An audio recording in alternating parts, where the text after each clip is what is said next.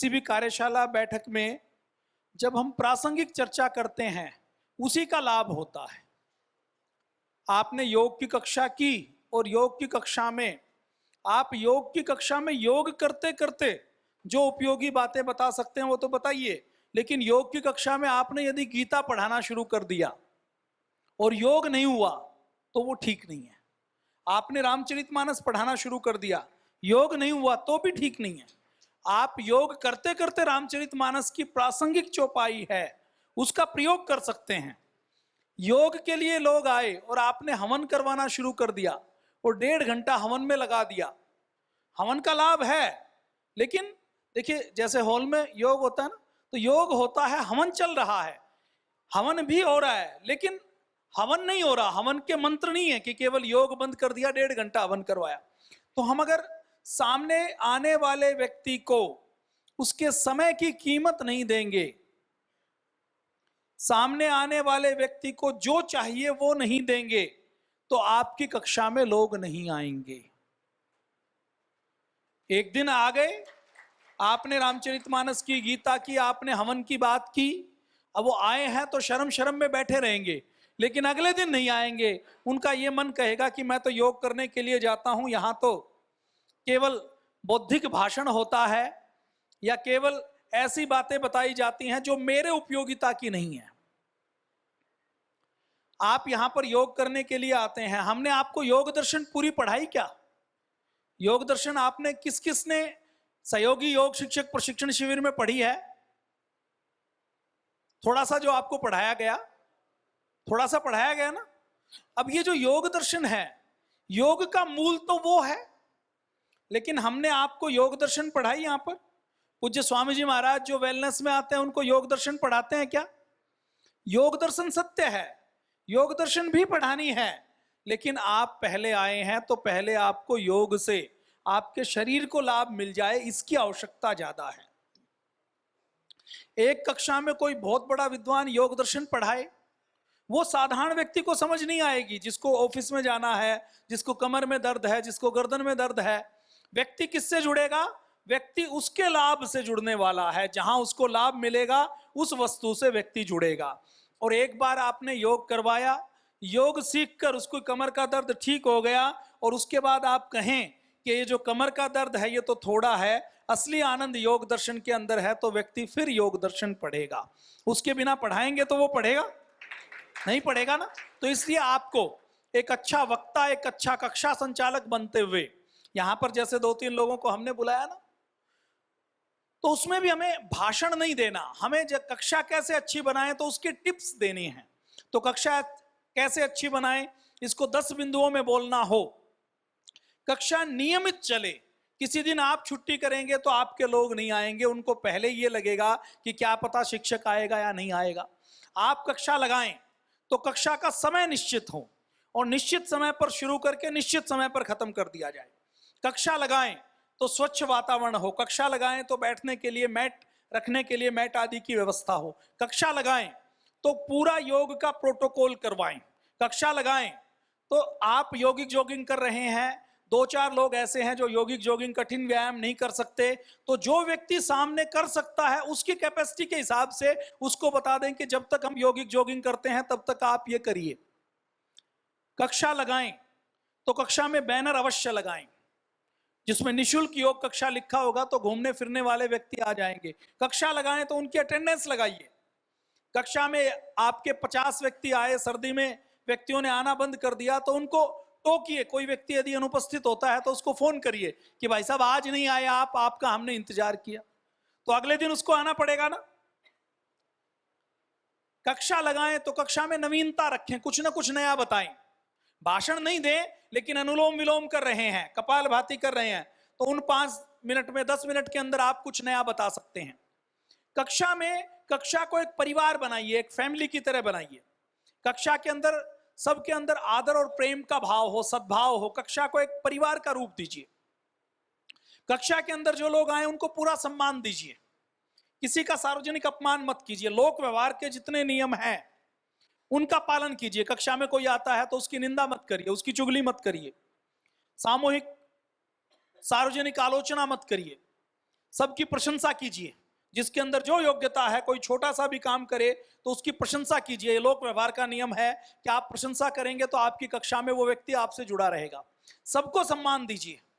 कक्षा लगाएं तो कक्षा के अंदर लोगों की जो बीमारी है उसको, उसकी बीमारी, कोई कमर दर्द का व्यक्ति आता है और आप कमर दर्द के अभ्यास ही नहीं करवाते क्योंकि आपको कमर दर्द नहीं है, आपकी कमर ठीक है, लेकिन उसको बताइए, उसको सिखाइए। कोई गलत करता है तो उसका सुधार कीजिए। कक्षा में आए और एक बार सब सीख लें। आपकी कक्षा में 50 व्यक्ति आते हैं, 10 दिन 15 दिन आपने उसको कपालभाति, अनुलोम विलोम, आसन की सावधानियां बता दी, तो रोज तो बोलने की जरूरत नहीं है कि कपालभाति का क्या लाभ है। जरूरत है क्या? आपकी कक्षा में वही लोग आते हैं, नया नहीं आया, तो उन व्यक्तियों को आपने बता दिया कपालभाति का क्या लाभ है, तो रोज उसको रिपीट करने की जरूरत तो नहीं है ना। तो जब आपने एक बार उनको बता दिया और उन्होंने सीख लिया, तो उसको अच्छे से कैसे कर सकते हैं कि उसका मन लगे? तो कक्षा में संगीत का प्रयोग कीजिए, कक्षा में भजन लगा दीजिए, कक्षा में लोगों को अपनेपन का एहसास हो। इसलिए कक्षा को परिवार मनाते हुए, किसी की मैरिज एनिवर्सरी है, किसी का जन्मदिन है, तो कक्षा में सामूहिक उसको शुभकामनाएं दीजिए। सामूहिक, आप किसी कक्षा के व्यक्ति का जन्मदिन है तो उस जन्मदिन को मना सकते हैं, उसके नाम से एक वृक्ष का रोपण कर सकते हैं। कक्षा में उसका जन्मदिन है तो उसको आंवले का मुरब्बा या आंवले की कैंडी या कोई अंकुरित, उस समय स्वल्पाहार रखा जा सकता है, प्रातराश रखा जा सकता है, थोड़ा मिष्ठान रखा जा सकता है। उसमें भी ध्यान रखें कि नुकसान करने वाला कोई ना हो। कक्षा में आपको कोई धनाढ्य, कोई बड़ा व्यक्ति आता है तो उसको यथोचित सम्मान दीजिए। कक्षा में वजन करने की मशीन रखिए। किसी के घर में वजन की मशीन नहीं है, आपकी कक्षा में वजन की मशीन है, तो वो वजन तोलने के लिए आपकी कक्षा में आएगा ना। कक्षा में शुगर को टेस्ट करने वाली, बीपी को टेस्ट करने वाली मशीन रखी जा सकती है। किसी के घर में शुगर की टेस्ट करने की मशीन नहीं है, वो आपकी कक्षा में एक हफ्ते में एक दिन आप टेस्टिंग रख सकते हैं, ब्लड की, शुगर की, बीपी की। कर सकते हैं कि नहीं कर सकते? कक्षा में हफ्ते में एक दिन जब समय होता है तो 1 घंटा योग किया, और योग के बाद कोई नॉलेज शेयरिंग सेशन रख सकते हैं। किसी दांत के डॉक्टर को बुला लिया, किसी विद्वान को बुला लिया और उसका बौद्धिक सत्र आपने रख दिया, तो किसी नए विषय की जानकारी मिल जाएगी। और सत्र रखते हुए ये ध्यान रखिए कि कक्षा में जो आने वाले लोग हैं उनको जो लाभकारी हो वही सत्र रखिए। अब आपकी रुचि नहीं है कुरान में और आपको कोई कुरान के सत्र में बुलाए तो आपको अच्छा लगेगा? आप शेयर मार्केट नहीं करते, आपको कोई शेयर मार्केट के सेशन में बुलाए, कुछ बोलेगा तो आपके ऊपर से जाएगा। आपकी इकोनॉमी में कोई रुचि नहीं है और कोई वर्ल्ड बैंक के डायरेक्टर को बुला के वर्ल्ड बैंक के बारे में बताए तो आपको अच्छा लगेगा? तो सब्जेक्ट क्या हो? सब्जेक्ट वही हो जो सामने वाले को समझ आए और उसको लाभ मिले। कक्षा में साउंड सिस्टम रखिए। जब आप साउंड सिस्टम रखते हैं तो कक्षा की गरिमा बढ़ती है, आपकी आवाज दूर तक जाती है। कक्षा में कई बार कुछ जगह मच्छर हो जाते हैं, तो आजकल क्या है, चार्जिंग वाले फैन आते हैं, छोटे फैन, छोटा पंखा आता है चार्जिंग वाला, जो बाइक के ऊपर भी रख सकते हैं, इस साइज का, 6 इंच का, 8 इंच का। उसको चार्ज करके बोल दीजिए कि ले आइए, गर्मी ज्यादा है तो पंखा लगा लीजिए, आपको मच्छर नहीं काटेंगे। मच्छर के कारण भी कई कक्षाएं बंद हो जाती हैं। आप भी अपने लिए रख सकते हैं, छोटा एक फैन रखा, वो मोबाइल की बैटरी की तरह चार्ज हो जाता है, उसको लगा लीजिए। बीएसटी ऐप में कुछ नया सीखते रहिए, पढ़ते रहिए। पूज्य स्वामी जी, पूज्य आचार्य जी को देखते और सुनते रहिए। उसमें कोई नई बात लगे, 1 लाइन की, 2 लाइन की, 5 लाइन की, उसको कक्षा में बता दीजिए। कक्षा लगाते हैं तो आपको थोड़ा एक्यूप्रेशर का ज्ञान हो। कक्षा लगाते हैं तो आपका थोड़ा बीमारियों के बारे में ज्ञान हो। बीपी क्यों होता है, कारण क्या है, निवारण क्या है, डायबिटीज क्यों होती है, कारण क्या है, निवारण क्या है, अर्थराइटिस क्यों होता है, वात पित्त कफ क्या है, इसके बारे में सामान्य घरेलू उपचार के बारे में आपको जानकारी हो। आपको जो पतंजलि वेलनेस पुस्तक दी गई है ना, उसमें घरेलू उपचार के बारे में जानकारी है, तो वो सामान्य उपचार आपको पता हो कि आपके यहाँ कोई जोड़ों का दर्द आया, कोई वात रोगी आया, तो उसको कहें कि मेथी का, सोंठ का, अश्वगंधा का आप पाउडर मिला लीजिए, चूर्ण कर लीजिए और उसको 1-1 चम्मच सुबह शाम खाएंगे तो आपकी बीमारी दूर हो जाए। किसी को बीपी है तो उसको लौकी का रस बता सकते हैं। किसी को बीपी के साथ साथ ठंड ज्यादा लगती है तो उसको काली मिर्च डालने के लिए कह सकते हैं। दंत मंजन बनाने का फार्मूला, जो सामान्य बीमारियां हैं उनके बारे में आपको जानकारी हो ताकि घरेलू उपचार आप बता सकें। एक्यूप्रेशर के बारे में, एक्यूपंक्चर के बारे में बता सकें। कक्षा में एक दिन यज्ञ रख लीजिए कि रविवार को हम यज्ञ करेंगे, सभी नहा के आएंगे और यज्ञ से आहुति डाली जाएंगी, तो कक्षा में उसकी संख्या बढ़ जाएगी। लोगों को लगेगा कि यज्ञ हम घर पर नहीं कर पाते तो कक्षा के अंदर हम यज्ञ कर पाएंगे। तो कक्षा के अंदर वैल्यू एडिशन करिए। क्या करिए? वैल्यू एडिशन के व्यक्ति को जो घर में नहीं मिलता वो कक्षा में मिले। मैंने 2005 से लेकर 2005 से पहले तो हमने अखाड़े में जाते थे, वहां पर योग नहीं होता था, बाकी व्यायाम होता था। लेकिन 2005 से जब शिक्षक बन के गए तो अपनी कक्षा लगाई, तो कक्षा में उस समय अटेंडेंस का रजिस्टर भी लगाया हुआ था। कक्षा का प्रचार कीजिए, कक्षा में किसी को कोई लाभ हुआ तो उसको प्रचार कीजिए। कक्षा के लोगों को भी कहिए कि हर व्यक्ति कम से कम 10 लोगों को कक्षा में लेकर आए। आसपास कोई बीमार लगता है तो उसको लेकर आए, उसको अपनी गाड़ी में बिठाकर लेकर आए, अपने स्कूटर पर बिठाकर लेकर आए।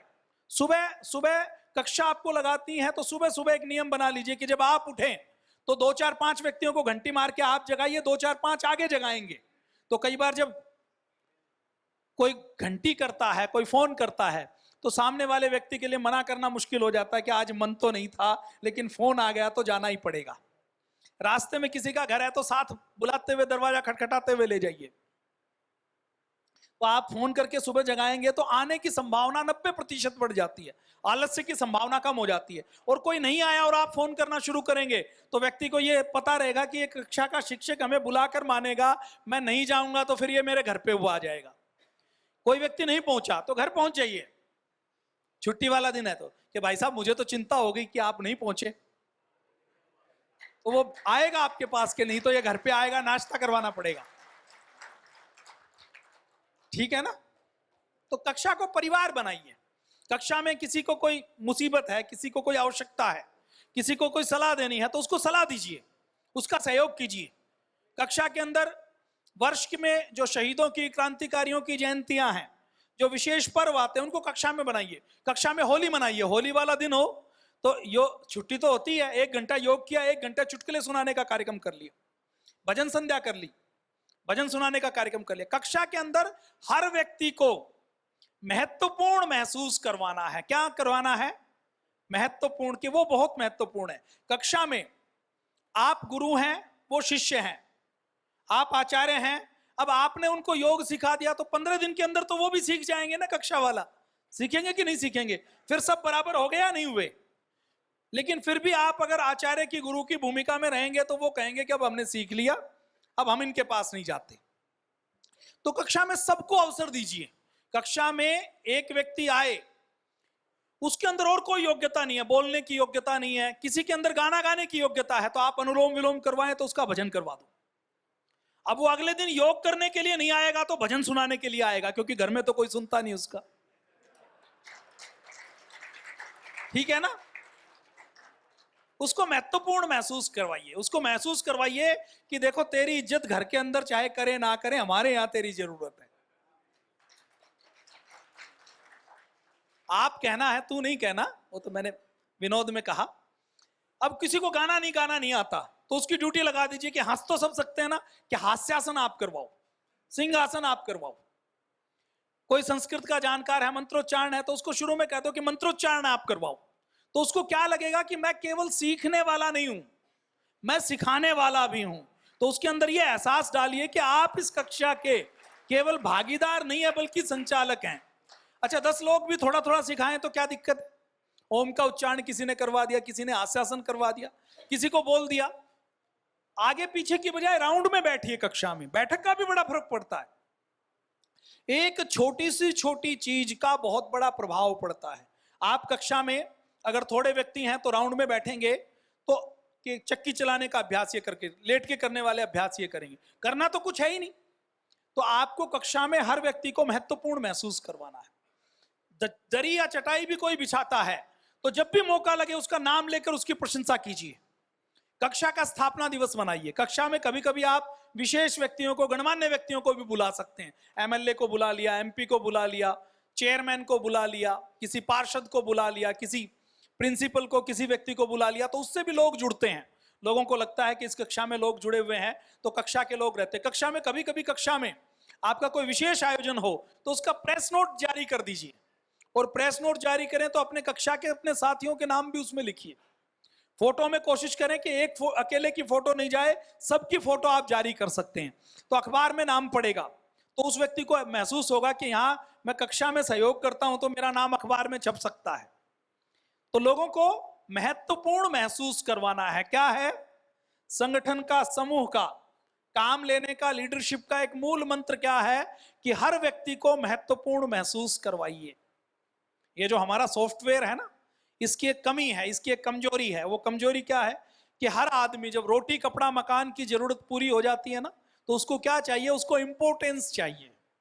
घर के अंदर जो मेरा 5 साल का बेटा है ना, उसको भी इंपोर्टेंस चाहिए। उसको इंपोर्टेंस नहीं मिले, उसकी बात नहीं सुनी जाए तो वो नाराज हो जाता है। तो जब 5 साल का बच्चा नाराज हो जाता है, जिनके घर में कोई कुत्ता बिल्ली भी पालते हैं, तो कुत्ता बिल्ली है या नहीं है, तो कुत्ते बिल्ली को आप आओ और वो आपको नोटिस करने के लिए कहे और आप उसको महत्व नहीं दो, तो वो भी नाराज होता है कि नहीं होता। तो इसलिए व्यक्ति भी नाराज हो जाता है, तो उसको क्या करवाना है, महत्वपूर्ण महसूस करवाना है। क्या महत्वपूर्ण महसूस करवाना है। तो अपने कक्षा में अपने साथियों की, सहयोगियों की, कक्षा वालों की प्रशंसा कीजिए।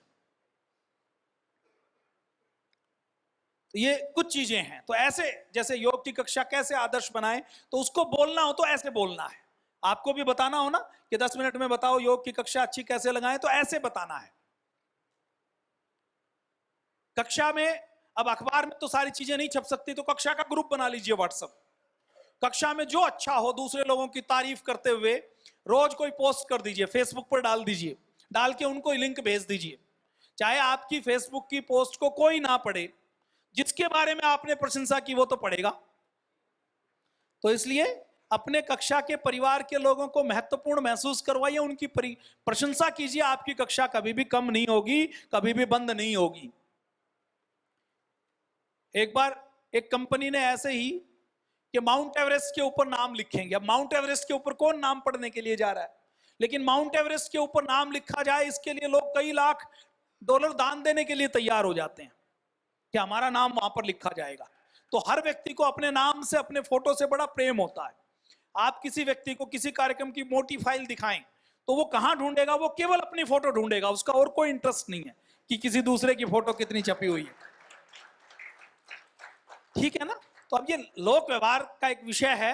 अब इसके ऊपर कहोगे तो 2-4 घंटे इसके ऊपर भी हम बातचीत कर सकते हैं, लेकिन इस पर बातचीत करेंगे तो दूसरे काम छूट जाएंगे। तो अभी आपको उतना ही सिखा रहे हैं जितना आपकी कक्षा के लिए आवश्यक है।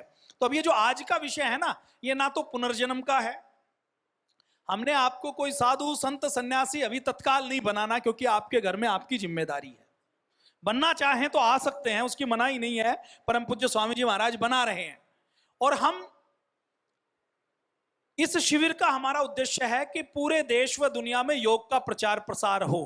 तो हम यहां से एक एक लाइन बोलेंगे, तो उस एक एक लाइन में यही उद्देश्य छुपा होगा कि घर घर तक योग को पहुंचाने का अभियान कैसे पूर्ण हो। मैं भी आपके सामने कोई विषय रखूंगा तो उसका मूल यही होगा।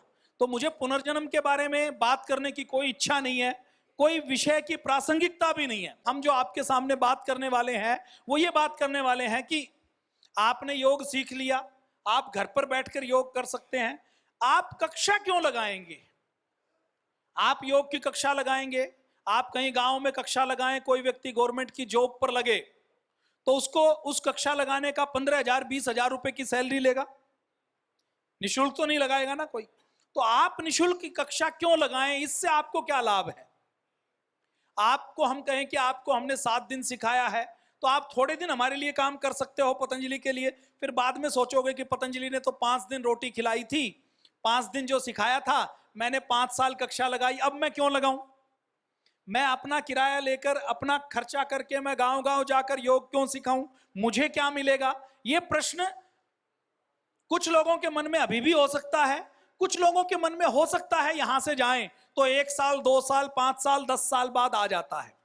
शुरू शुरू में व्यक्ति काम करता है तो नेम एंड फेम के लिए काम करता है कि आसपास सम्मान मिलेगा, लोग जानेंगे। लेकिन जब उसकी पूर्ति हो जाती है, देखिए मनुष्य का एक स्वभाव है, जिस चीज की प्राप्ति हो जाती है उस चीज की समाप्ति हो जाती है। होता है कि नहीं होता? फिर उसका महत्व तो खत्म हो जाता है, ये लगता है कि इसमें कोई रस नहीं है। जैसे आपने मोटरसाइकिल देखी किसी पड़ोसी की, आपके मन में मोटरसाइकिल लेने की इच्छा थी, आपको मोटरसाइकिल खरीदने के लिए आपने पैसे इकट्ठे किए, आप मोटरसाइकिल लेकर आए, तो पहले दिन मोटरसाइकिल के ऊपर आप टायर के ऊपर भी कपड़ा मारते हैं, जिसको नीचे जमीन के ऊपर डस्ट में चलना है, सीट के ऊपर कपड़ा मारते हैं, आगे भी कपड़ा मारते हैं, मारते कि नहीं मारते? फिर उसकी धुलाई करते हैं। अगले दिन टायर के ऊपर कपड़ा मारना बंद कर देते हैं, कुछ दिन तक उसके ऊपर कपड़ा मारते हैं, और फिर 6 महीने बाद ऐसा समय आता है, शुरू शुरू में बाइक चलती है तो रेस देते हैं तो ऐसा लगता है हवा में उड़ रहे हैं, बड़ा आनंद होता है। आप में से किस किस ने 2 व्हीलर लिया है, शुरू में कार लिए, लगा है ना। शुरू शुरू में शादी होती है तो पत्नी के अंदर पूरी दुनिया दिखाई देती है, देती है कि नहीं देती? शादी से पहले ऐसा लगता है कि 24 घंटे उसी से बात करते रहे, उसी के सपने आते हैं। लेकिन शादी के 1-2 महीने बाद, 6 महीने बाद, जो चीज दुनिया में सबसे ये लगता था कि इसके बिना तो ब्रह्मांड का और कोई सत्य नहीं है, उसके बाद ये होता है कि कब ये घर से निकले या मैं घर से निकलूं। होता है ना। तो इसका अर्थ क्या है कि प्राप्ति से समाप्ति हो जाती है। अब आपके घर में मोटरसाइकिल है, जिनको 1 साल हो गया, उनमें से ज्यादातर लोग तो ऐसे हैं मोटरसाइकिल के केवल उतने हिस्से पर जहां पर हमारा शरीर टिकता है उसके ऊपर भी कपड़ा नहीं मारते कि अपने आप साफ हो जाएगी। ठीक है कि गलत है? तो इसका मतलब क्या है कि जब प्राप्ति हो जाती है तो समाप्ति हो जाती है। तो ऐसे ही आप योग की कक्षा अभी तो लगाएंगे, लेकिन 1 साल, 2 साल, 4 साल बाद क्या होगा कि मैं क्यों योग की कक्षा लगाऊं। बाबा जी के साथ फोटो भी हो गई, आशीर्वाद भी मिल गया, अखबार में नाम भी छप गया, सोशल मीडिया में भी प्रचार प्रसार हो गया, अब करने की क्या जरूरत है। तो व्यक्ति के अंदर निराशा आती है, हताशा आती है, आलस्य आता है, प्रमाद आता है। हमारे बहुत से 2005 के योग शिक्षक हैं, शुरू में खूब काम किया, खूब शिविर लगाए, लेकिन बाद में अखबार में फोटो छप गई, सब जगह मान सम्मान मिल गया, एमएलए एमपी ने पहचान लिया, खूब बैठकों में चले गए, तो अब वो शिथिल हो गए। क्यों? क्योंकि वो जिस उद्देश्य के लिए काम कर रहे थे वो उद्देश्य पूर्ण हो गया। पहले खुद के लिए योग सीखना था तो शरीर ठीक हो गया, दूसरों को सिखाना था तो दूसरों का सम्मान मिल गया, थोड़ी पहचान मिल गई, थोड़ा नेम एंड फेम मिल गया, तो उसके बाद व्यक्ति सोचता है कि अब मुझे इससे क्या मिलेगा। तो आपके अंदर भी वो स्थिति हो सकता है 2 साल बाद, 5 साल बाद आ जाए। तो आप रिचार्ज रहें और कोई हम काम करें तो कोई काम तात्कालिक दृष्टिकोण के साथ करना चाहिए या दीर्घकालिक दृष्टिकोण के साथ। तो आप योग की कक्षा हम आपको कहें कि आप दूसरे लोगों के कल्याण के लिए लगाओ, तो दूसरे व्यक्तियों का कल्याण व्यक्ति अपना कष्ट उठाकर नहीं करना चाहता कि जिसको सीखना है सीख ले, फेसबुक के ऊपर, टीवी के ऊपर आता है। हम आपको कहें कि आप योग की कक्षा लगाओ, आप हमारे शिष्य हो, परम पूज्य स्वामी जी महाराज के शिष्य हो, यहाँ के सदस्य हो, तो एक सीमा तक तो करोगे, उसके बाद आपके मन में आएगा मुझे क्या मिलता है। पतंजलि योगपीठ से तो मुझे ना सैलरी आती ना पैसे मिलते। फिर आपकी शिकायतें शुरू होंगी, जिला प्रभारी ऐसा, राज्य प्रभारी ऐसा, स्वामी जी ने तो 4 साल से बुलाया नहीं, हरिद्वार से हमें मिलता क्या है, ये जैकेट इसको तो मिल गई मुझे नहीं मिली, इसको तो राज्य जिला प्रभारी बना दिया, मुझे तो कोई पद नहीं दिया, मैं सबसे ज्यादा काम करता हूं। मतलब आपकी शिकायतें शुरू हो जाएंगी, और शिकायतें शुरू होने के बाद आप थम जाएंगे, आप रुक जाएंगे। मैं विशुद्ध, अगर आपके लाभ की बात करूं, मैं विशुद्ध व्यापार की बात करूं, आपके लाभ की बात करूं, तो वही उसको समझ आता है। लोग, व्यक्ति नौकरी लंबी क्यों करता है, बॉस की डांट खाकर भी, क्यों? क्योंकि पैसा मिलता है। व्यापार क्यों करता है दुकान पर, क्यों? क्योंकि उससे पैसा मिलता है, मुनाफा मिलता है। तो जिससे हमें लाभ होता है उसके लिए तो हम लंबा काम करते हैं, तात्कालिक लाभ के लिए। दुकान के ऊपर पैसे की कमाई है तो खोलेंगे, 9 बजे मार्केट कमेटी का टाइम है तो 8 बजे ही खोल देंगे, 6 बजे बंद करनी है तो 8 बजे तक खोल के रखेंगे, रात को 10 बजे तक। संडे को मार्केट ऑफ रखनी है तो संडे को भी दुकान खोलने की कोशिश करेंगे कि घर का काम छोड़ दो, खाना खाना भी छोड़ दो। यदि कोई लाभ की चीज दिखती है कि इसको मैं ये सामान बेचूंगा, लंच करने का टाइम हो गया तो लंच तो बाद में कर लूंगा, अभी ये 2 लहंगे बेच देता हूं, इसमें 20,000 रुपए का प्रॉफिट होने वाला। करते हैं कि नहीं करते? ठीक है या गलत है?